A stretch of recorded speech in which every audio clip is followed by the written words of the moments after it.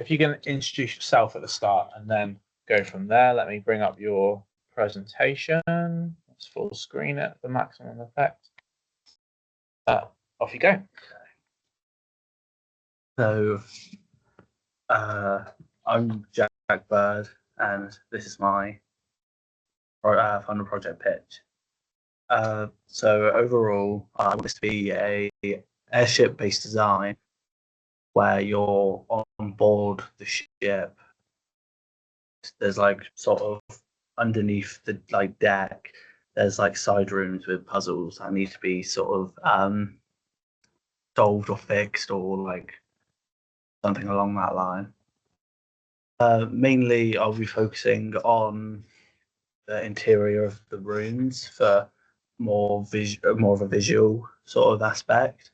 There will be a bit where to go to the different rooms, you'll be on the main sort of like deck of the ship, and then you go down. So I do want to see if I can try sort of make an exterior with that, but if not, that it won't be too much of an issue.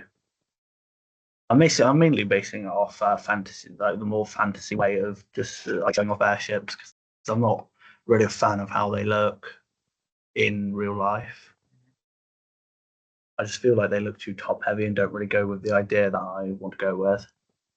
It'll most likely be like sort of just a puzzle game. That's how I'd describe the genre as. I want the game to look more steampunky, but with more elements of fantasy as seen in the image, to sort of perfectly blend the two, not in a way so that they'll clash with design ideas. The audio will mostly include of just a sort of ambient sounds you would think to hear on an airship, such as like propellers and just like a general humming for like the power, as it will be sort of fantasy. You play as like a mechanic trying to fix the airship, but I don't think in the grand scheme of things, story will be a big part of what I'm doing. I mainly want to go from something more gameplay orientated than story. It will be presented in a low poly format.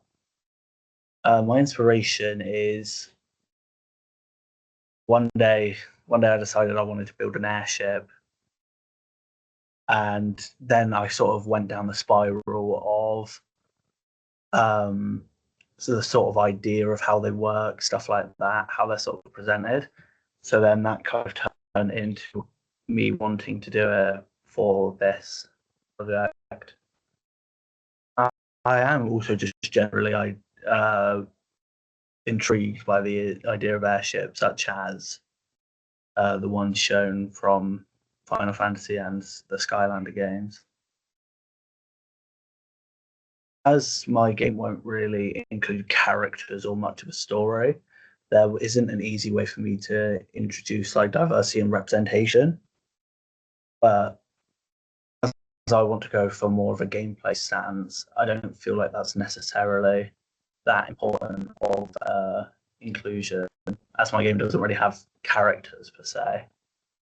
I'd likely want this to be around Peggy 12, as I feel like there could be some sort of themes I could include. I'm not entirely sure yet. I would have to look into that more.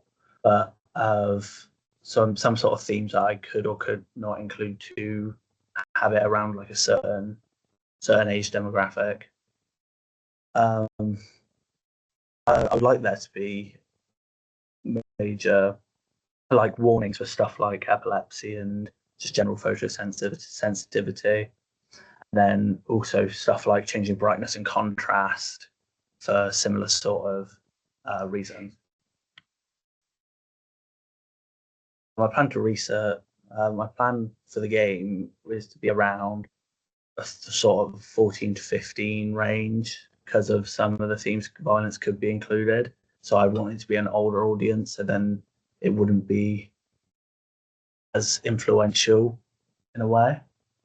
I also plan to see if there's anything around my local area to sort of get an actual like be able to look at what a sort of ship generally is rather than just looking at images.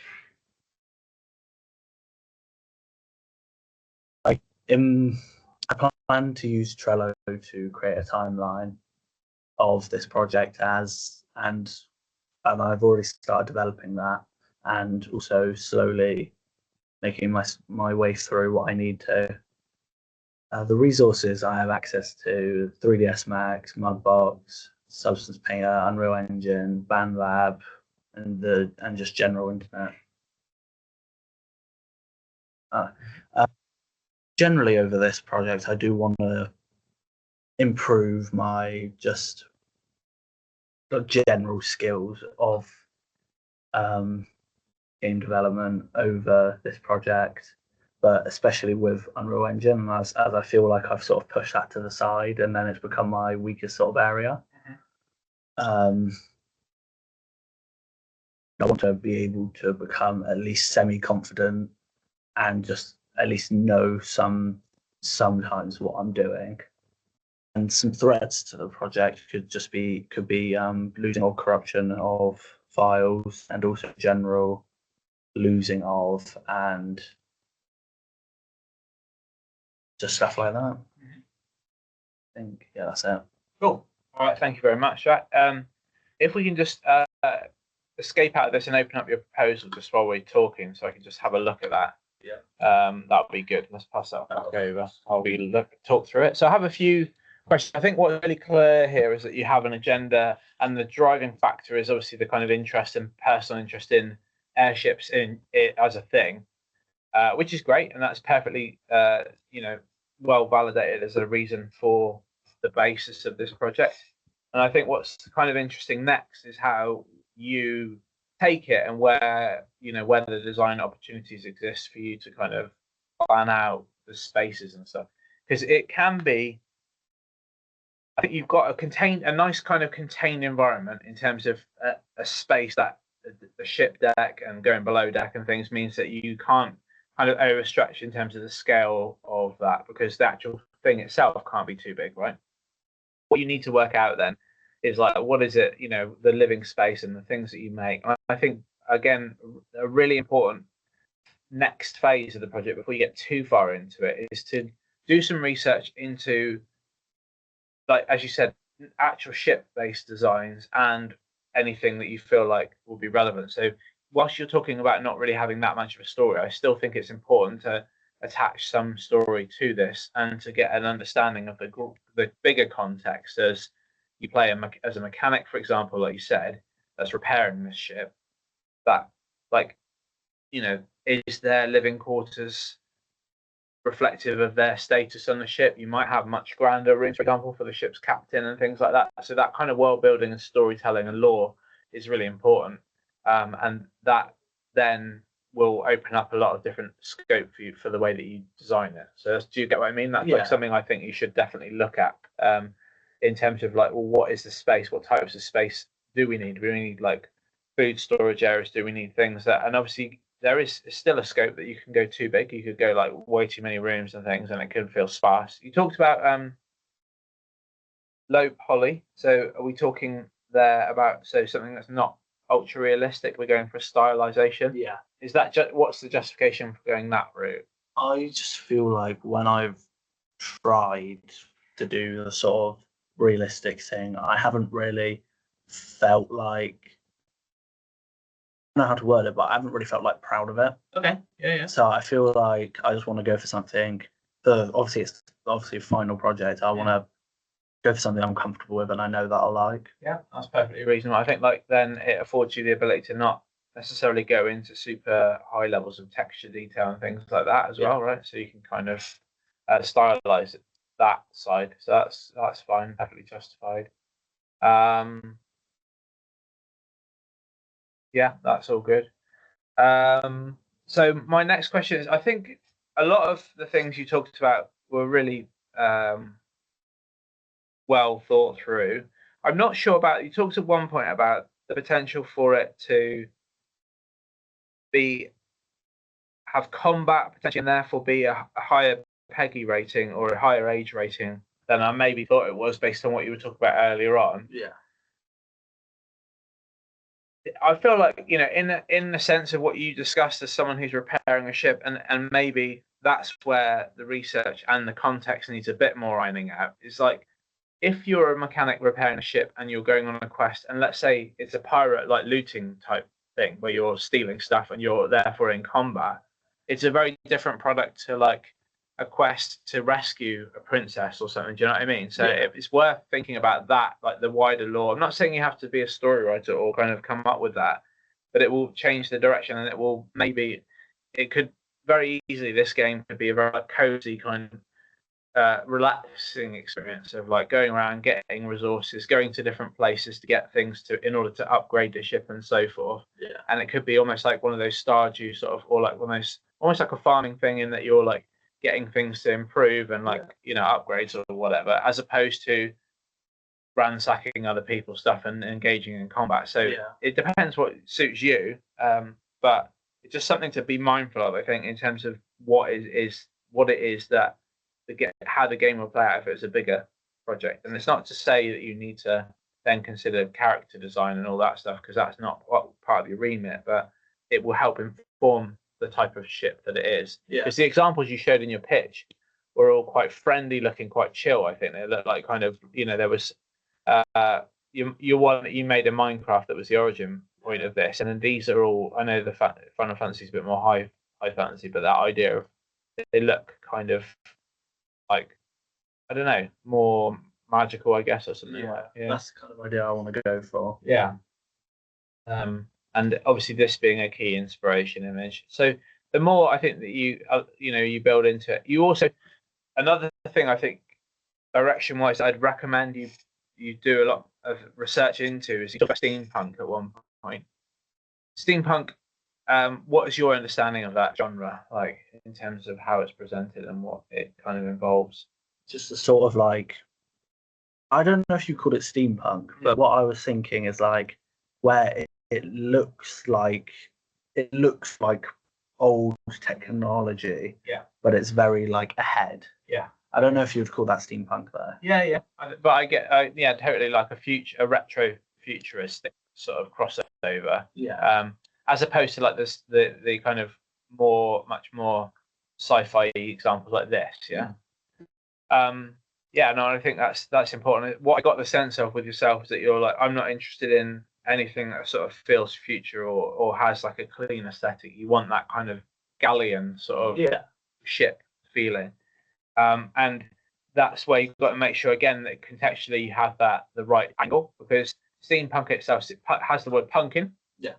So it's about that punk anti-social attitude or like conformist attitude that punk represents.